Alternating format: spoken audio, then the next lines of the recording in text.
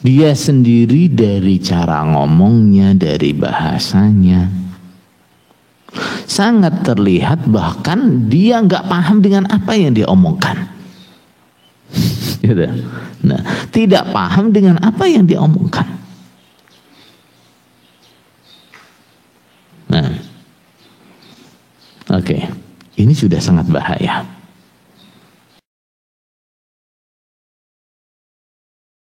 Ya, untuk semuanya saja. Kemarin kan di hadis Bukhari juga sudah dijelaskan bahwa pengamalan seseorang yang menyebabkan masuk surga atau neraka adalah pengamalan akhirnya.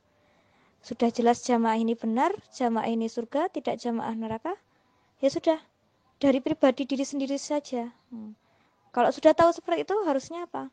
Kita harus tetap menetapi 5 bab, kita harus tetap di dalam jamaah ini. Jangan sampai keluar, karena dalilnya sudah jelas. Okay? Terus saya kalau masalah dalil niku hafalnya hanya artinya ya. Tapi ini insya Allah ada di Bukhari kemarin. Kalau Arabnya saya itu dilupakan. Di sini merasa diurusi, sedangkan di luar Jukam merasakan nggak ada yang ngurusi. Dia mencontohkan nggak ada yang menanyakan ngajinya. Baik, saudara sekalian. Seseorang selalu diingatkan, diajak untuk ngaji, diajak untuk talabul ilmi. Baik apa enggak? Baik apa enggak? Baik. Nah, ada enggak yang mengatakan ngaji itu bid'ah? Ada enggak? Enggak ada. Nah, tapi coba perhatikan. Nah, kita atau saudara di dalam Jukam itu diajak ngaji yang seperti apa? Nah, di dalam Jukam itu walaupun kita ngaji sehari 10 kali, nah, kita ngaji sehari 5 kali katakan. Kalau ngajinya bukan dengan Jukam, apa itu dikatakan ngaji? Tidak. Walaupun kita setiap hari datang kajian, tapi kalau tidak pernah datang ke kajiannya Jukam, dibilang ngaji apa enggak? Enggak. Nah, ini satu. Jadi ajakan ngajinya ini disetting sesuai dengan kepentingan pengurusnya. Gimana? Ngajinya harus di tempat kita. Jangan ngaji di tempat lain. Nah, ini sebenarnya kalau sudah seperti ini, sebenarnya kita ini diramut untuk kepentingan kita atau diramut untuk kepentingan mereka? Ini pertanyaannya. Pengurus ini meramut jamaahnya untuk kepentingannya pengurus atau untuk kepentingan jamaahnya? Seandainya pengurus itu meramut jamaah untuk kepentingan jamaahnya, maka dia akan menunjukkan kepada jamaahnya, oh di sana ada kajian ustaz yang bagus tuh, di sana ada kajian ustaz bagus tuh, di sana ada kajian ustaz yang bagus. Nah, bukan. Nah, kemudian ngajinya pokoknya harus di sini saja, jangan ngaji di mana-mana. Pertama. Yang kedua, umumnya kajian-kajian di Jukam itu siapa pematerinya? Yang pertama yang menyampaikan kajian Quran dan hadis adalah mubaligh yang mondok dengan sangat singkat, menghatamkan terjemah Quran dan beberapa himpunan hadis. Berapa itu, ada 13 apa berapa itu, dalam waktu yang sangat singkat, 1 tahun, 1,5 tahun dan seterusnya, dan hanya dalam waktu yang sangat singkat. Nah, kita bisa membayangkan orang dengan latar belakang nggak ngerti bahasa Arab, nggak ngerti nahwu shorof, nggak ngerti ilmu-ilmu Islam, nah, kemudian dikarbit istilahnya, nah, dikarbit atau dikeropok untuk jadi dai, untuk jadi mubaligh dalam waktu yang sangat singkat. Bisa dibayangkan, nah, bagaimana penguasaan dia terhadap Quran hadis. Nah, dan ini yang jadi pemateri-pemateri di kajian-kajian juga.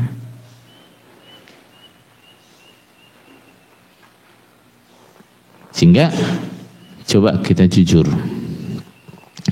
kita renungkan, ketika kita di kajian-kajian juga, misalnya sambung jamaah, disambung jamaah.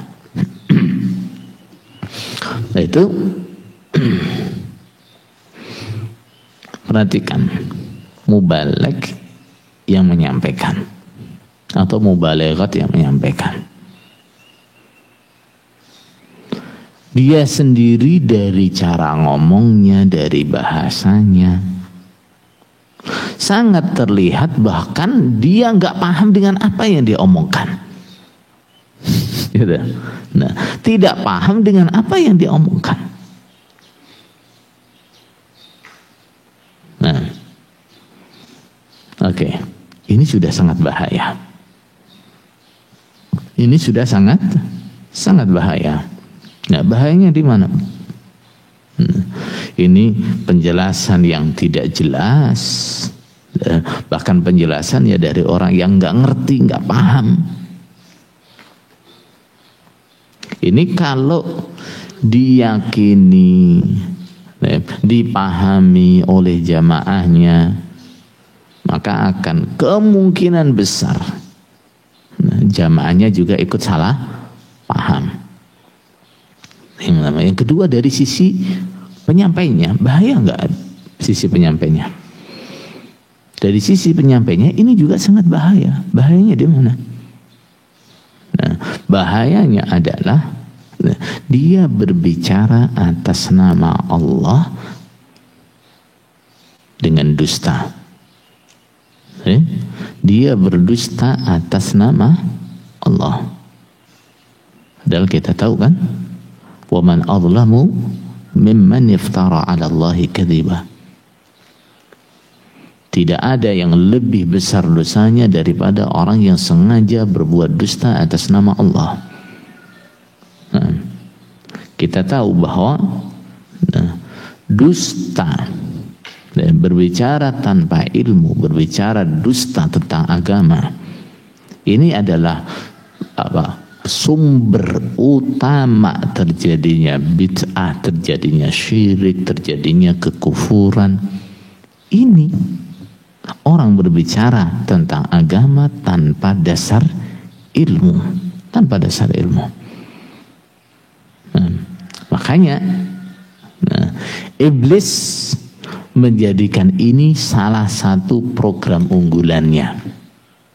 Gimana? Innama ya'muruhum bis-su'i wal fasya'i wa taqulu 'ala Allahi ma la ta'lamun. Iblis dia akan menggoda dan menyerukan kepada manusia untuk berbuat kejelekan, fasya, kejahatan keji. Wa antaqulu 'ala Allahi ma la ta'lamun. Coba lihat ini. Kejahatan biasa. Baik, meningkat kemana? Fasya, kejahatan yang keji. Nah, meningkat lagi. Nah, antaqulu 'ala Allahi ma la ta'lamun. yang paling besar. Orang berbicara tentang Allah dengan tanpa dasar ilmu. Nah, kekufuran seperti mengatakan Allah itu punya anak, Allah, malaikat itu anaknya Allah, apalagi patung-patung, berhala-berhala itu bisa menjadi bersyafaat di sisi Allah. Itu semua adalah kebohongan. Nah, itu adalah buah dari kebohongan, buah dari bicara tentang agama tanpa dasar ilmu. Tanpa dasar ilmu. Makanya tidak ada dosa yang paling besar daripada orang berbicara masalah agama, masalah firman Allah, sabda Rasul tanpa dasar ilmu. Nah, termasuk dalam kategori ini adalah orang-orang yang tidak paham dengan maknanya ayat, tidak paham dengan maknanya hadis, kemudian dia duduk sebagai ustadz, menyampaikan firman Allah yang ini artinya begini, begini, begini. Nah, sabda Rasul yang ini artinya begini, begini. Bohong nggak itu? Bohong. Nah, itu bohong. Dia tidak tahu, kalau dia tidak paham kalau artinya firman Allah ini begini, diartikan artinya begini. Dia tidak paham.